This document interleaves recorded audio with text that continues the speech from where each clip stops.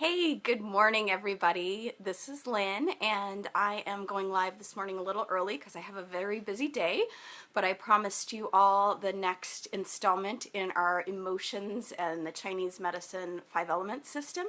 So I wanted to get on here live and do what I promised today. So I hope you all are having a great week. And as you're joining me, just feel free to pop on and say hello. And hope you're enjoying whatever is going on your Wednesday. So I'm going to get started here with sharing with you about what is the upside of grief. So if you've just joined me, feel free to pop a comment in the box and say hello this morning. I'd love to hear from you. Before I get started, I just want to take a moment to introduce me. My name is Lynn Del Mastro Thompson, and I am the Vitality Virtuoso, and I help you have more energy, vitality, less physical symptoms so that you can live the life that you really want. Nobody wants to be sick all the time. So let's get started today with our topic of grief. So in the five element system, grief is associated with the metal element, and the metal element is associated with two different organs. It's associated with the lungs, which kind of makes sense when we're talking about grief, and it's also associated with the large intestine. So those are our two organs that we're going to be talking about today as we talk about grief. So a lot of times, again, grief can be another one that sometimes doesn't feel like something we want to embrace fully. It feels like something that can be scary and overwhelming for a lot of us. But again, just coming back to what grief is designed to do, I think is really helpful. And I've been hearing some positive feedback about how looking at these different emotions in this framework is really helpful to you. Good morning, Dee. Thank you for joining me. Without further ado, grief is different from sadness. Grief is associated towards something. So we're grieving the loss of someone or something important in our life. Sadness is a little bit more generalized. So with grief, I'm just going to glance at my note, it should naturally disperse in about 6 months. So grief is designed for us to kind of feel it, and maybe we're going through a grieving process, but it's naturally designed to kind of disperse. And when I think of the word disperse, I think of it just kind of thinning out and then going away. If it doesn't do that, then we fall more into a state of, sometimes for some of us, depression, and then the grief isn't really moving, and it's not grief in its healthy and balanced state. And that's where we have the problem. But grief in its healthy state is really about letting go. So if you think about these two organs, if we think about our lungs and our large intestine, they both have that in common.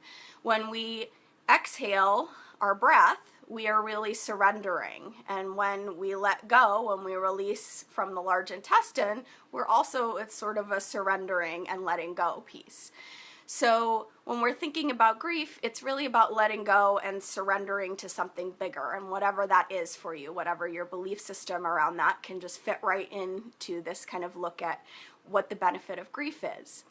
So just glancing down. If we don't move out of grief and we don't move on and let go, again, I mentioned there's the depression piece. Some people will have lung issues. So sometimes when somebody has a lot of lung issues, breathing issues, they're constantly getting something like pneumonia, that could actually be kind of grief that has just gotten lodged into the lungs. So the body, again, kind of sticks things in different places if we haven't processed it and resolved it. And sometimes those places kind of make sense, like the lungs would store grief. Sometimes it can get stored elsewhere in the body. So if you're having a lot of breathing issues, a lot of lung issues, it might be just worth taking a little bit of time to investigate if there's any grief in your life that you're needing to resolve. And the other thing that can happen in terms of the large intestine, if we're not able to really let go and process that grief, is that we can get backed up. We can get kind of constipated. So we need to be able to let go of the breath, letting go of all of, our inhale is important because we're taking in fresh air, but our exhale, we're letting go of all of the different things that we don't need from our breath. So we need to be able to let go of that, and we need our large intestine to really be balanced and let go. And I always like to share with people that the two healthiest ways for us to process our emotion, any emotion that we're talking about, is really through tears. So allowing those tears to flow, and also through a bowel movement. So we can get rid of our emotions, and that's funny to have to say that on Facebook, but that's one of the ways we get rid of our emotions. Good morning, Melissa. Thank you for joining me. Say hi if you'd like. So that is kind of the upside of grief. It's just about kind of letting things go, letting go of attachment, letting go and surrendering to something bigger. And so I would invite you, your takeaway from this is when you're feeling grief, just to tune into, what do I need to let go of? What am I ready to surrender? And that will really keep your body much healthier and more in balance. You won't wind up with a bunch of lung issues or constipation problems, and your body will stay healthy and balanced. So, and you can tune into those two different organs as well. You can tune into your lungs and you can tune into your large intestine. Some people are very body focused, and so bringing a hand there and really tuning into those areas can be very beneficial as well. So I hope you found this beneficial, and on Friday morning I will be back with the last of our 5 elements on emotions. So I'm excited to share with you the last of these, and I may be kind of cycling back through 5 elements because there's so many layers with 5 elements theory that are just really fascinating, and I'm totally intrigued by it. Thank you for the hello, Melissa. I hope you're having a wonderful Wednesday. So if you're liking these sorts of videos, I do have a new group that you can join. If we're Facebook friends, it is my cover photo. So feel free to request to join the Vibrant and Vital Woman.